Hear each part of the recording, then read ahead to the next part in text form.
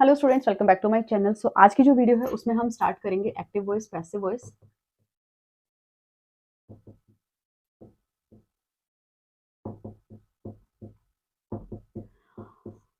ठीक है, तो आज की वीडियो में हम ये शुरू करने वाले हैं क्योंकि हमें पता है एमटीएस बहुत नज़दीक है, सिर्फ एक ही महीना बचा है। तो फटाफट से बिना टाइम वेस्ट किए हर रोज के हर रोज ऐसे सिलेबस को बिल्कुल दौड़ाएंगे और बहुत अच्छे से, बहुत क्लियरली, बहुत डीपली सारी की सारी चीजें जो है वो कवर करेंगे। तो सबसे पहली चीज क्या दिमाग में आती है, एक्टिव वॉइस और पैसिव वॉइस होता क्या है, यही चीज दिमाग में आएगी सबसे पहले। तो एक्टिव वॉइस क्या होता है, जिसके अंदर जो जो भी कोई काम है वो एक्टिव है। ठीक है, कोई भी काम को एक्टिव करने के लिए क्या चीज जरूरी होती है, सब्जेक्ट, उस काम को करने वाला।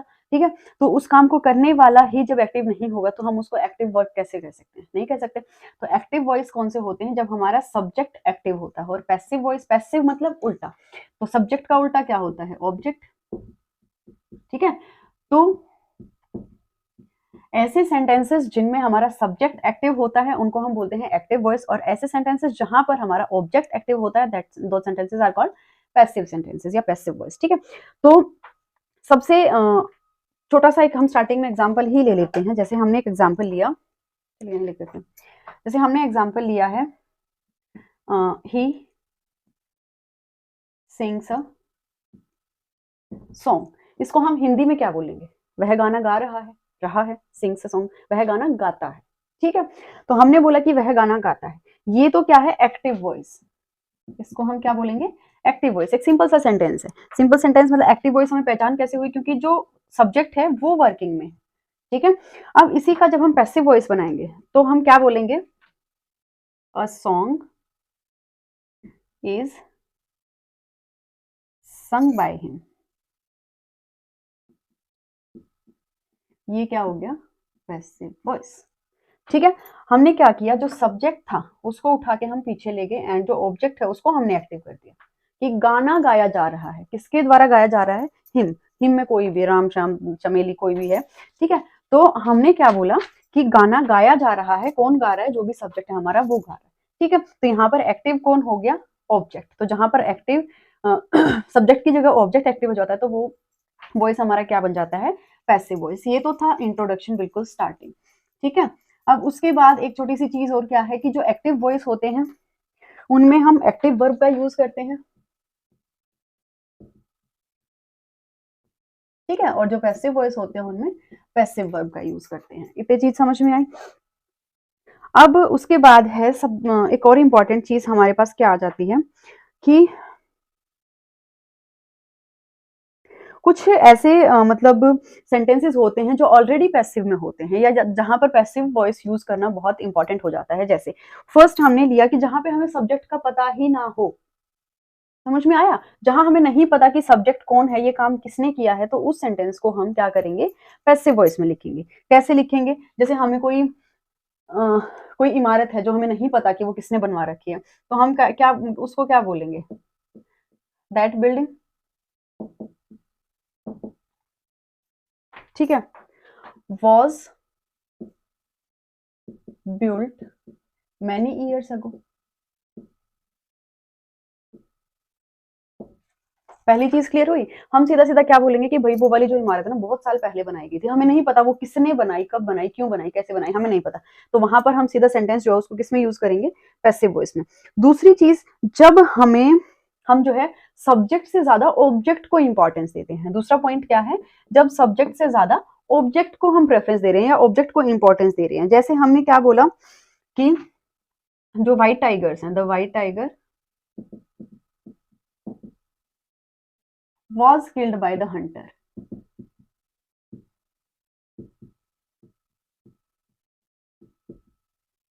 ये चीज लिख दी हमने। अब हंटर कौन है उस चीज पे, अब सलमान खान तो है नहीं जो उसने काला हिरण मार दिया, तो सलमान खान बहुत मतलब एक कि भाई हाँ इन्होंने मारा है तो वो एक बड़ी हस्ती है, तो उनको इंपॉर्टेंस तो नहीं। हंटर हमें नहीं पता कौन है, लेकिन उसने मारा किसको है, व्हाइट टाइगर को मारा है, जो कि बहुत ही ज्यादा रेयर एक स्पीसीज है। ठीक है, उसने उसको मारा है, तो यहाँ हम इंपॉर्टेंस किसको देंगे, व्हाइट टाइगर को। तो इसलिए हम जो सेंटेंस है उसको किस में लिखेंगे, पैसिव वॉइस में लिखेंगे। दो चीजें समझ में आई। अब तीसरी चीज है, कोई भी साइंटिफिक चीज होती है या कोई जैसे इन्वेंशन वगैरह होते हैं, या क्या कहते हैं टेक्निकल चीजें जितनी भी होती हैं, उनमें भी हम क्या लिखते हैं, पैसिव वॉइस लिखते हैं। कैसे लिखते हैं, जैसे हम किसी भी चीज की डिस्कवरी लिखते हैं, जैसे टेलीफोन था, टेलीफोन की डिस्कवरी किसने की थी, telephone was invented by Graham Bell ने की थी। ठीक है, तो टेलीफोन को इन्वेंट किसने किया था, ग्राहम बेल ने किया था। तो ग्राहम बेल इंपॉर्टेंट नहीं है, इंपॉर्टेंट क्या है कि जिस चीज की डिस्कवरी हुई थी वो चीज। ठीक है, तो इंपॉर्टेंस किसको देंगे हम, इन्वेंशन को इंपॉर्टेंस देंगे। तो ये 3 छोटी सी चीजें थी जो कि आपको बतानी जरूरी थी।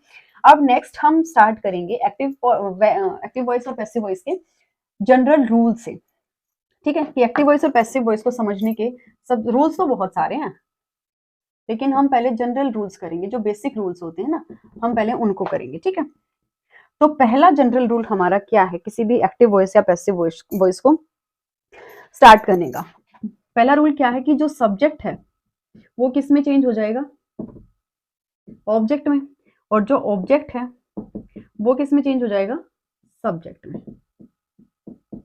पहला रूल समझ में आया कि एक्टिव वॉइस में जो सब्जेक्ट है वो पैसिव वॉइस में क्या बन जाएगा, ऑब्जेक्ट, और जो एक्टिव वॉइस में ऑब्जेक्ट है वो पैसिव वॉइस में क्या बन जाएगा, सब्जेक्ट बन जाएगा। इतनी चीज समझ में आई।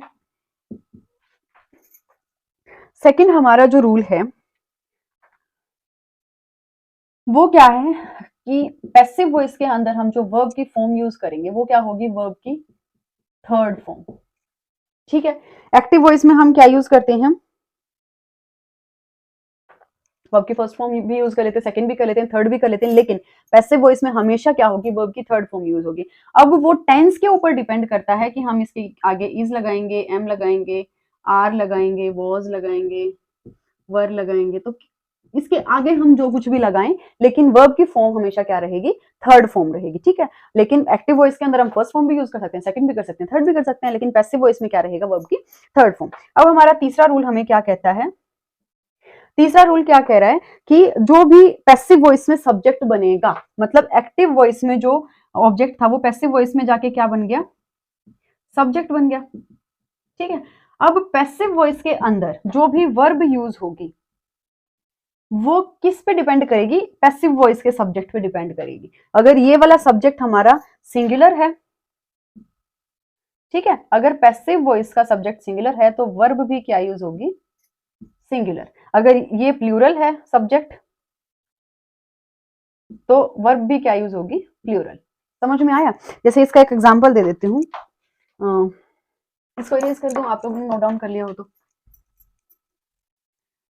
देखो, जैसे हमें एक वर्ब दिया गया है, सॉरी एक सेंटेंस दिया गया है कि she is helping the students, वह विद्यार्थियों की सहायता कर रही है। ठीक है, लेकिन इसका पैसिव बनाएंगे तो क्या हो जाएगा, सबसे पहले तो सब्जेक्ट जो है वो क्या बन जाएगा, दी स्टूडेंट्स, दी स्टूडेंट्स। ठीक है, अब सब्जेक्ट क्या है, प्लूरल है, यहाँ पे सब्जेक्ट क्या था, सिंगुलर था, तो इसलिए हमने इज यूज किया था। यहाँ पे सब्जेक्ट क्या, प्लूरल है, तो हम क्या यूज करेंगे, आर, आर। ठीक है, आर बीइंग, अब वर्ब की फॉर्म क्या आएगी, third form, helped by, she का क्या बन जाएगा, हर। समझ में आया। थर्ड पॉइंट हमारा क्या था कि पैसिव वॉइस के अंदर जो सब्जेक्ट होता है उसके हिसाब से हम वर्ब यूज करेंगे। अगर सिंगुलर है तो सिंगुलर, प्लूरल है तो प्लूरल। इसके हिसाब से नहीं करेंगे कि एक्टिव वॉइस में सब्जेक्ट क्या था तो यहाँ पे भी सिंगुलर वर्ब लगा दो, नहीं। हम क्या देखेंगे कि पैसिव वॉइस के अंदर सब्जेक्ट क्या है उसके हिसाब से हम वर्ब को यूज करेंगे। इतनी चीज क्लियर हो गई। अब नेक्स्ट है, जैसे मैंने यहाँ पे शी को हर में चेंज कर दिया, तो इस तरीके से हमारे जो सब्जेक्ट हैं उनको जब हम ऑब्जेक्ट करेंगे या ऑब्जेक्ट्स को सब्जेक्ट करेंगे तो वो किस तरीके से चेंज होंगे। ठीक है, तो उनकी एक टेबल मैं यहाँ पे बना देती हूँ, आप लोग साथ साथ नोट डाउन कर लीजिए। ठीक है, तो सब्जेक्ट अगर हमारा है आई, ठीक है, तो आई किसके अंदर चेंज होगा, मी। सब्जेक्ट है अगर शी, किसमें चेंज होगा, हर। सब्जेक्ट है अगर ही, तो ही किसमें चेंज होगा, हिम। सब्जेक्ट है अगर वी, किसमें चेंज होगा, अस। ठीक है, सब्जेक्ट है अगर यू, तो यू का तो हमेशा यू ही रहता है। ठीक है, उसके बाद इट, इट भी चेंज नहीं होता। उसके बाद आ गया हु, तो हु किसके अंदर चेंज होगा, हुम के अंदर। ये सिंपल सी 6-7 चीजें हैं याद रखने के लिए। अगर नोट डाउन कर लिया तो नोट डाउन कर लो, नहीं तो स्क्रीनशॉट ले लो। हो गया। अब उसके बाद नेक्स्ट क्या है, हमने 12 तरीके के टेंस पढ़े हैं। एक टेंस के हमने 4 टाइप पढ़े हैं, टोटल हमारे 3 टेंसेस होते हैं, तो तीनों के हमने 4-4 टाइप पढ़े हैं, तो टोटल हमारे पास कितने हो गए 12। लेकिन इन 12 में से सिर्फ 8 ही टेंस हमारे ऐसे हैं जिनके पैसिव वॉइस बनते हैं, 4 के पैसिव वॉइस नहीं बनते। ठीक है, अब ये 4 कौन कौन से हैं वो मैं आपको बता देती हूँ। सबसे पहले तो तीनों के perfect continuous, present perfect continuous, past perfect continuous और फ्यूचर परफेक्ट कॉन्टिन्यूअस। एक तो इन तीनों का तो बनता ही नहीं है। तीसरी चीज future continuous, future perfect continuous और फ्यूचर कॉन्टिन्यूअस, इन दोनों का भी नहीं बनता है। तो टोटल हमारे पास ये 4 टेंसेस ऐसे हो गए जिनका पैसिव वॉइस जो है वो नहीं बनेगा। तो अगर ऐसा कुछ आ जाता है पेपर में किसका पैसिव वॉइस बनाओ और आपके आंसर में 4th ऑप्शन में दिया हुआ है नो पैसिव वॉइस, ठीक है, तो आप इस वाले पे क्लिक करके आओगे, ना कि इसका पैसिव वॉइस बना के आओगे। तो ये 4 जो टेंसेस हैं इनका पैसिव वॉइस नहीं बनता। इतनी चीज क्लियर होगी, ठीक है। अब लास्ट रूल, जनरल रूल हमारा आ जाता है जो कि सबसे ज्यादा इंपॉर्टेंट है और सबसे ज्यादा आपके काम आने वाला है। तो वो क्या है कि टेंस के अकॉर्डिंग वर्ब कैसे चेंज होगी वो हमें पढ़ना है, ठीक है। तो सबसे पहले यहाँ पे टेंस दिया हुआ है आपको, यहाँ पे मैं टेंस लिख देती हूँ, इधर वर्ब आ जाएगी, ठीक है। तो पहले तो हम तीनों सिंपल लिखेंगे, simple present, past, simple past और सिंपल फ्यूचर, ठीक है। ये तीनों हमने लिख लिए। तो एक्टिव में जो वर्ब रहेगी, एक्टिव वर्ब और यहाँ पैसिव वर्ब, एक्टिव में जो वर्ब है वो पैसिव में जाके क्या बनेगी, ठीक है। जैसे सिंपल प्रेजेंट में एक्टिव में वर्ब है हमारी राइट या फिर राइट्स, ठीक है। तो वो पैसिव में जाके क्या बनेगी, इज, एम, आर और थर्ड फॉर्म क्या हो जाएगी राइट की, रिटन। इतनी चीज समझ में आई, ठीक है। अब सिंपल पास्ट के अंदर वर्ब की सेकंड फॉर्म आ जाएगी राइट, रॉट, ठीक है। तो ये क्या बनेगी, वॉज वर, और वॉज वर के साथ क्या आ जाएगा, वॉज वर रिटन, ठीक है। अब फ्यूचर में क्या हो जाएगा, विल शैल, विल शैल,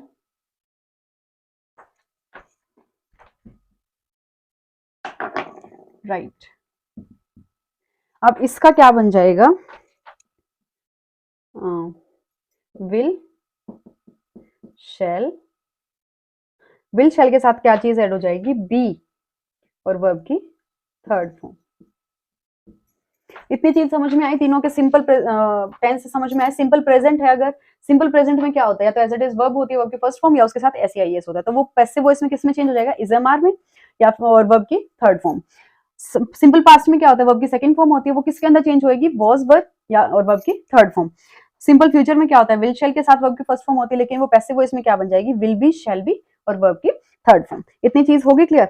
उसके बाद ये 3 हो गए। इन तीनों के बाद हम पढ़ेंगे प्रेजेंट कंटिन्यूअस और पास्ट कंटिन्यूअस।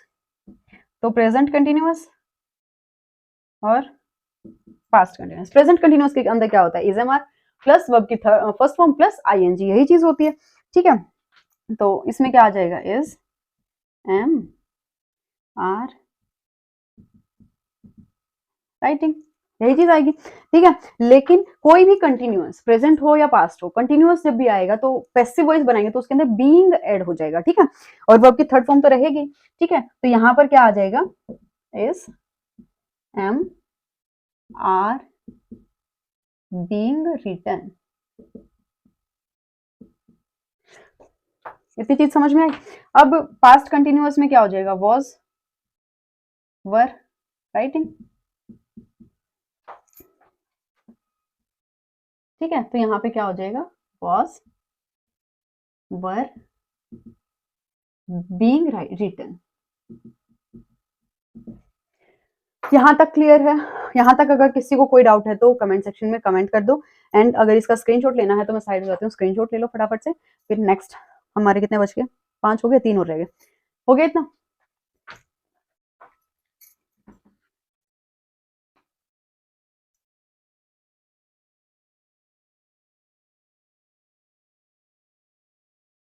ठीक है, अब 6th हमारा आ जाता है परफेक्ट टेंस। तो present perfect, past perfect and future perfect, यही 3 बच गए। ठीक है, परफेक्ट प्रेजेंट परफेक्ट में क्या होता है, हैज हैव आ जाते हैं, हैज हैव, और हैज हैव के साथ क्या आ जाती है, वर्ब की third form, has have written. ठीक है, ऐसे ही पास्ट परफेक्ट में क्या आ जाता है, हैड आ जाता है, हैड रिटन। और फ्यूचर परफेक्ट में क्या आ जाता है, will shall have written, will shall have के साथ वर्ब की थर्ड फॉर्म, यही चीजें आ जाती हैं। तो जो प्रेजेंट परफेक्ट है, प्रेजेंट परफेक्ट के अंदर हमारा जो हैज हैव है, उसके साथ जैसे हमने कंटिन्यूस में बीइंग लगाया था ना, ऐसे हम इसमें परफेक्ट में क्या लगा देंगे, been, has have been, B double E N, been, और वर्ब की थर्ड फॉर्म। ठीक है, ऐसे ही पास्ट परफेक्ट में क्या हो जाएगा, हैड रिटन की जगह क्या हो जाएगा, हैड बीन। कुछ भी चेंज नहीं है, सिर्फ क्या करना है, हैड, सॉरी हैज नहीं, हैड बीन और वर्ब की थर्ड फॉर्म। ठीक है, ऐसे he will shell, will have, shall have, या विल शैल के साथ क्या, हैव के साथ क्या चीज जुड़ जाएगी, बीन, विल शैल, हैव का हैव ही रहेगा, यहाँ हैव का हैड मत बना देना। ठीक है, हैव बीन रिटन, वर्ब की थर्ड फॉर्म। अगर यहाँ तक कोई भी डाउट है तो आप प्लीज कमेंट सेक्शन में कमेंट कर दीजिए। ये अगर इसका स्क्रीनशॉट लेना तो स्क्रीनशॉट ले लो। तो ये थे कुछ जनरल रूल, कुछ बेसिक रूल जो कि आप लोगों को एक्टिव वॉइस और पैसिव वॉइस स्टार्ट करने से पहले पता होना चाहिए। ठीक है, अगर यहाँ तक किसी भी स्टूडेंट को किसी भी प्रकार का कोई डाउट है तो आप कमेंट सेक्शन में कमेंट कर दीजिए। एंड अगर आप लोग चाहते हैं कि जब तक आपकी एमटीएस की तैयारी हो रही है तब तक आपको मैं टेलीग्राम पे हर रोज प्रैक्टिस सेट भेजती रहूं जो कि इन्हीं टॉपिक से रिलेटेड होंगे जो हम क्लास में करते हैं। तो अगर ऐसा कुछ आप लोगों को चाहिए प्रैक्टिस करने के लिए तो please let me know in the comment section and I try my best कि अगर जैसे ही मेरे पास आपसे आपके 100 बच्चों के 1000 बच्चों के कमेंट आ जाएंगे मैं वैसे ही टेलीग्राम चैनल जो है वो ओपन कर दूंगी। तो तब तक के लिए आप लोग वीडियो से पढ़ते रहिए एंड जो भी चीजें समझ में नहीं आती प्लीज कमेंट सेक्शन में कमेंट करके बता दीजिए कि हमें ये समझ नहीं आया। मैं नेक्स्ट जो हमारी वीडियो होगी उसमें पक्का से पक्का आपका पहले आपका डाउट लूंगी, उसके बाद हम वीडियो स्टार्ट करेंगे। तो आज की वीडियो के लिए इतना ही, मिलते हैं अगली वीडियो में इसी से अगले वाले टॉपिक के साथ अपने एक्टिव वॉइस पैसिव वॉइस को कंटिन्यू करेंगे। Thanks for watching and please keep doing hard work. आपका बहुत जो पैशन आप लोग दिखाएंगे अभी एग्जाम को क्लियर करने के लिए वो आपको पूरी जिंदगी कमा के देगा। ठीक है, तो आप बहुत अच्छे से तैयारी करिए, बहुत ही ज्यादा मेहनत के साथ आप चीजों को करिए और वो मेहनत एक दिन जरूर रंग लेके आएगी। Thanks for watching.